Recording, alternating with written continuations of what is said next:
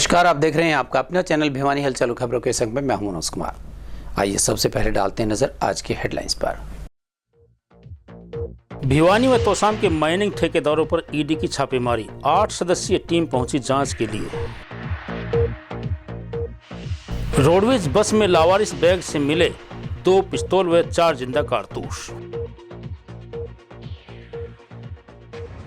भवन निर्माण और ग्रामीण सफाई कर्मचारियों ने किया वित्त मंत्री के निवास स्थान का घेराव।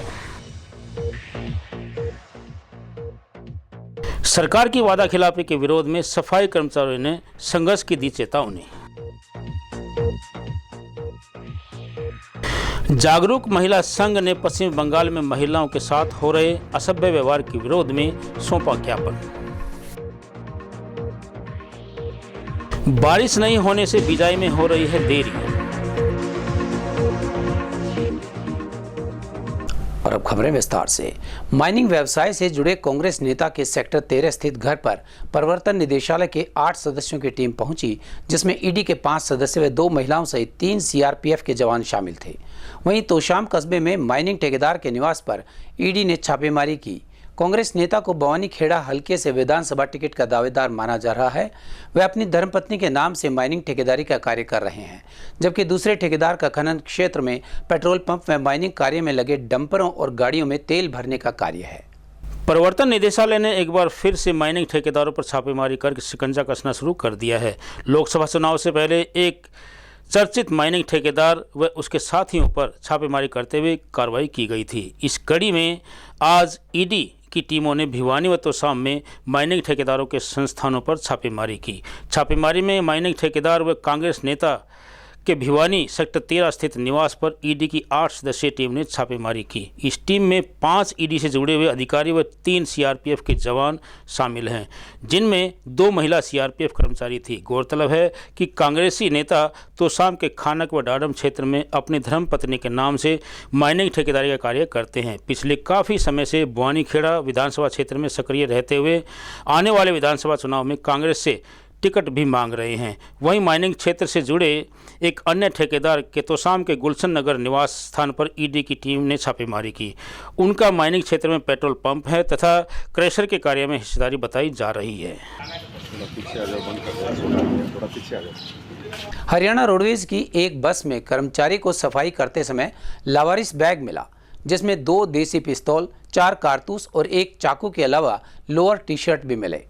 कर्मचारियों ने मामले की सूचना पुलिस को दी। पुलिस ने मौके पर पहुंचकर अवैध हथियारों सहित बैग को अपने कब्जे में ले लिया। यह बस सुबह 6 बजे गुरुग्राम से सवारियां लेकर 1 बजे भिवानी पहुंची और वॉशिंग के लिए वर्कशॉप ले जाए जाने पर सफाई कर्मचारियों ने बस में लावारिस बैग होने की सूचना अधिकारियों को दी। जांच अधिकारी एएसआई देवेंद्र ने बताया कि किसी व्यक्ति ने पकड़े जाने के भय से बैग को बस में ही छोड़ दिया। इस मामले में पुलिस गुरुग्राम पहुंचकर भी जांच करेगी। भिवानी रोडवेज वर्कशॉप में ड्यूटी क्लर्क नागेश ने बताया कि सफाई कर्मचारी जयसिंह ने सफाई के दौरान एक बस में बैग दिखाई दिया। बैग को ऑफिस में लाकर नियमों के अनुसार खोला गया तो उसमें 2 अवैध देसी पिस्तौल, 4 कारतूस व 1 चाकू मिला। बैग को पुलिस के हवाले कर दिया गया है। बैग का किसका है कुछ पता नहीं है। यह बस गुरुग्राम से भिवानी पहुंची थी। जांच अधिकारी एएसआई देवेंद्र ने बताया कि पुलिस को डायल नंबर 112 पर सूचना मिली थी कि वर्कशॉप में एक रोडवेज बस में लावारिस हालत में बैग मिला है, जिसमें हथियार हैं। उन्होंने मौके पर पहुंचकर बैग व हथियार की पुलिस ने कब्जे में ले लिया है और अपनी जांच शुरू कर दी है। मैं ड्यूटी क्लर्क नागेश कुमार, मेरे को इन्होंने सूचना दी भैया शाखा के अंदर एक बैग बस के अंदर मिला और वो बैग 95-97 नंबर बस गुड़गांव से आई थी। और स्वीपर ने चेकिंग करते दौरान स्वीपर घर गाड़ी की झाड़ू निकालता, झाड़ू के दौरान वो बैग मिला। यहाँ हर सामान चेकिंग होकर और जमा होता है, बाकायदा ढंग से डिटेल बनाई जाती है उसमें क्या सामान है, कितना सामान है, ताकि कल ने कोई यात्री आए उस हिसाब से हम उसका सामान देते रहते हैं। चेकिंग करने के दौरान में इसने हमें कुछ अवैध हथियार दिखे।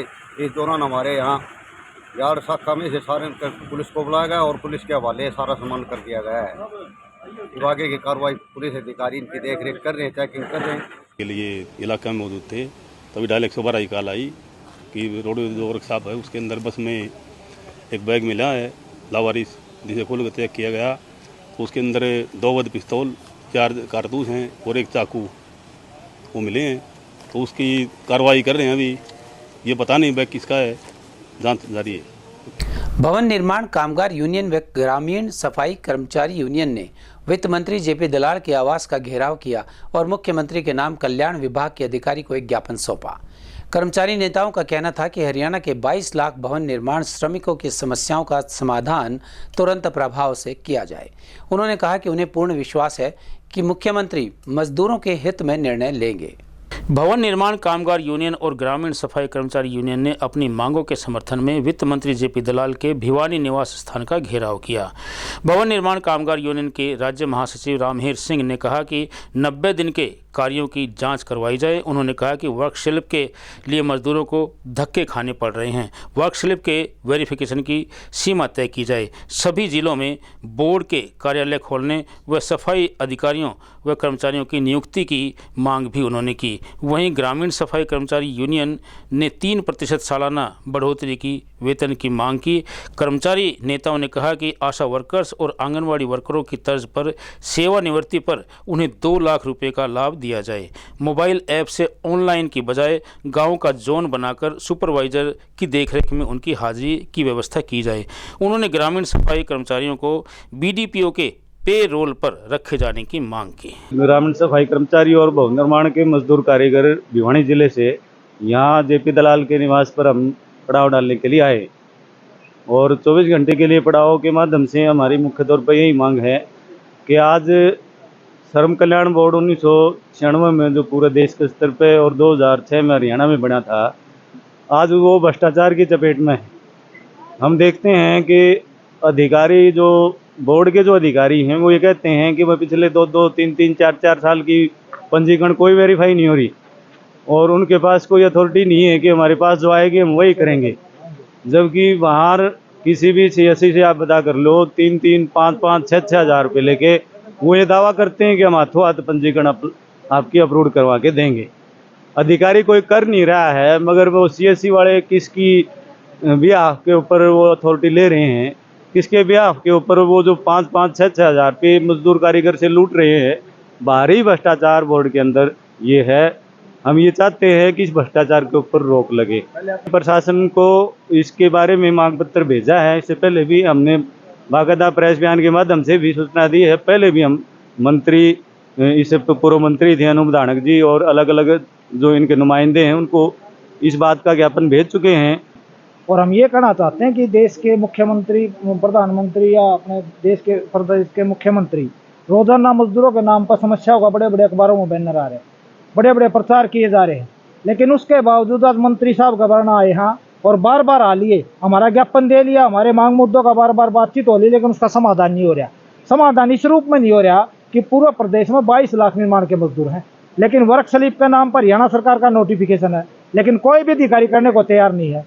पंजीकरण सरकार ने बंद कर रखा है, लेकिन जिन चहेतों का 5-5, 4-4 हज़ार रुपये दे देते हैं उनका हो जाता है। तो बड़ी पैमाने पर सरकार की मिली भगत करके बड़े पैमाने पर भ्रष्टाचार का आरोप है ये, और हमने विधानसभा में उठाया था, लेकिन उसके बावजूद भी एक भी अधिकारी, एक भी कर्मचारी, किसी पर कोई कानून कार्रवाई नहीं हुई। मेरी 5 लड़की ID बंद कर दी, मेरी काफी कर दिया। काफी लाभ मिला था आपने पहले? हाँ, पैसा मिला है जी। ये 2 महीने हो गए। क्या बताया ईवनों का जी गलती चौथे छरी का फार्म लग गया, उसका बंद कर दिया। दफ्तर भिवानी में भी जाए, एप्लीकेशन भी दे दी, आज फिर लेके आ रही एप्लीकेशन जी पंचायत घर में। उन्होंने कहा जी आगे जाओ, इशार बात करो, समाधान तो भिवानी तो होगा जी, भिवानी वाले बताओ क्या करना हमने।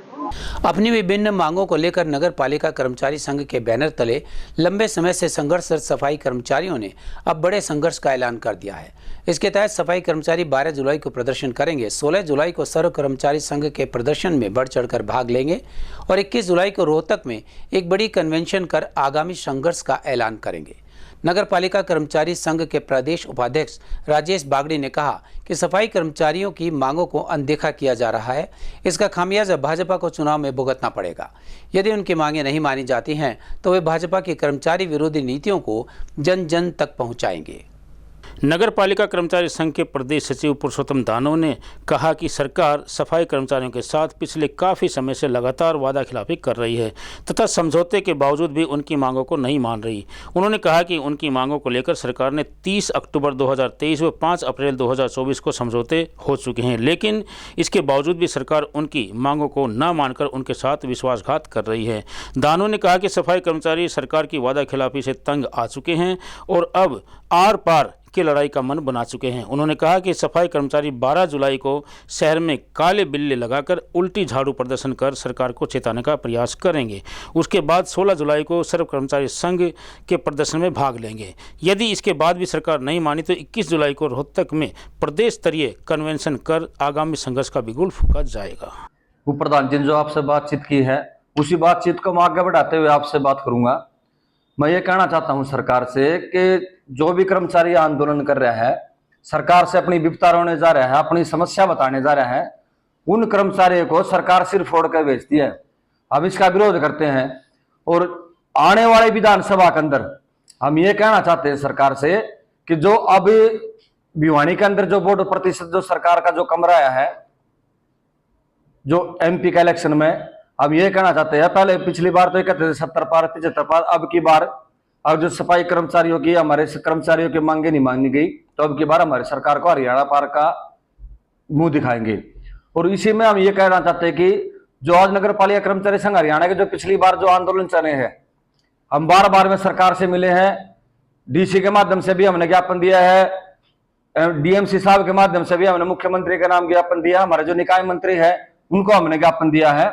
साथ ही हमारे पूछ रहे थे कि भाई आपकी हड़ताल से जो हरियाणा प्रदेश के जो आम नागरिक है उनको भोगना पड़ता है। हम ये कहना चाहते हैं कि हम भी शहर के नागरिक हैं, हम हरियाणा प्रदेश के नागरिक हैं, हम नहीं चाहते कि हमारे कारण जो हमारे प्रदेशवासी है, देशवासी है या हमारे भिवानी के जो रहने वाले हैं, हमारी तरफ से उनको कोई तकलीफ हो हमारी हड़ताल से।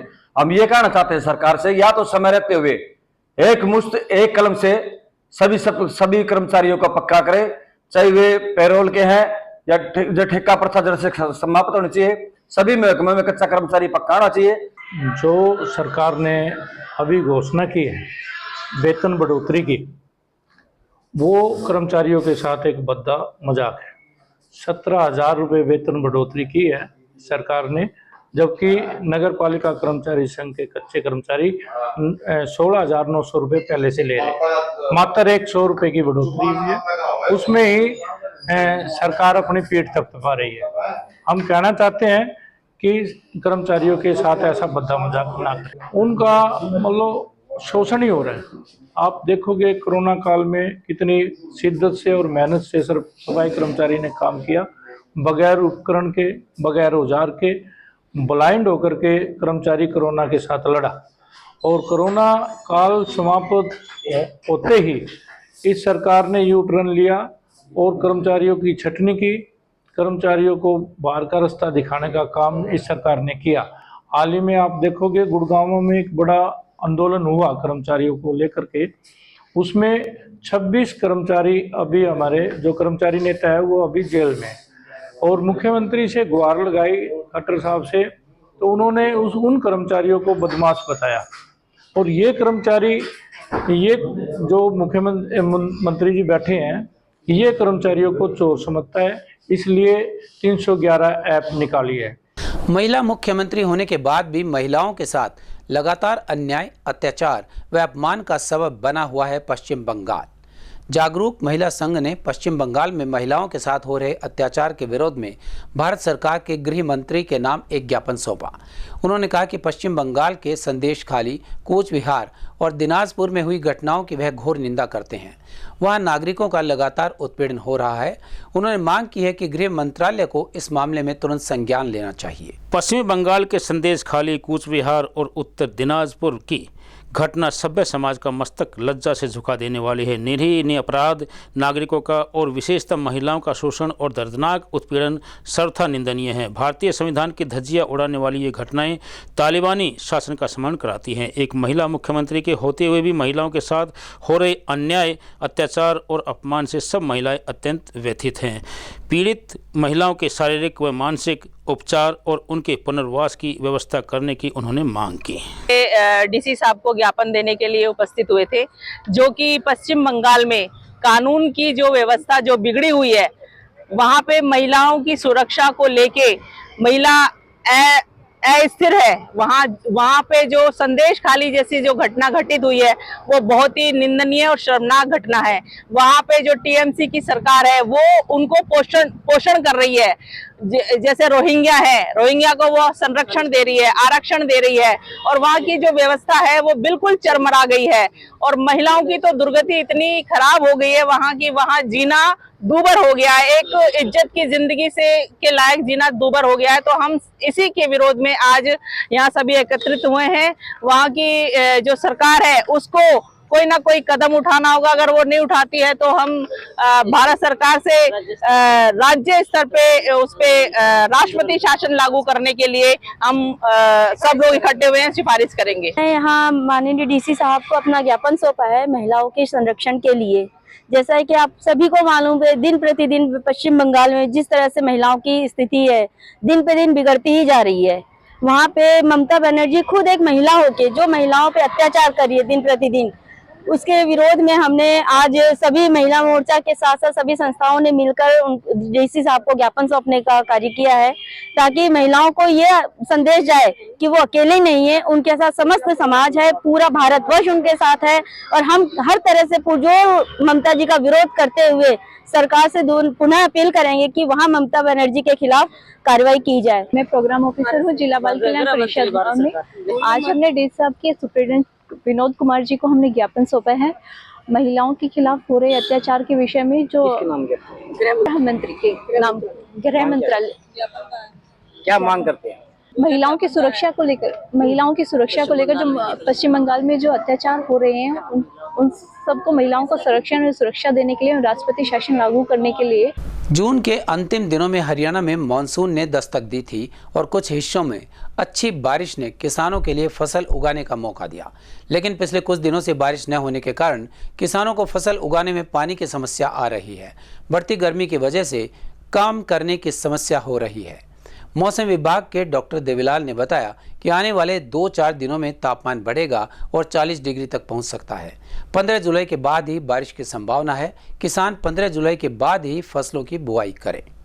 किसानों ने बताया कि बारिश नहीं होने से फसल बुआई में समस्या आ रही है। पशुओं का चारा नहीं होने से दूध की पूर्ति नहीं हो पा रही है। उन्होंने यह भी कहा कि सिंचाई का प्राथमिक स्रोत नहर है और नहर में भी पानी नहीं आ रहा है और इसके कारण अनेक समस्याओं से गुजरना पड़ रहा है।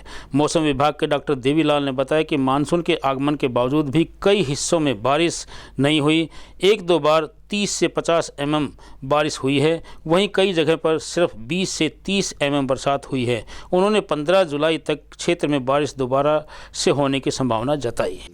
पानी की जी क्या करें जी, बारिश हो नहीं रही है, जुआर बिना पशु चारा बिना रह रहे हैं, नहर में पानी नहीं आ रहा। मेन बात पॉइंट ये है, बारिश तो हो ना हो वो तो आगे की बात है।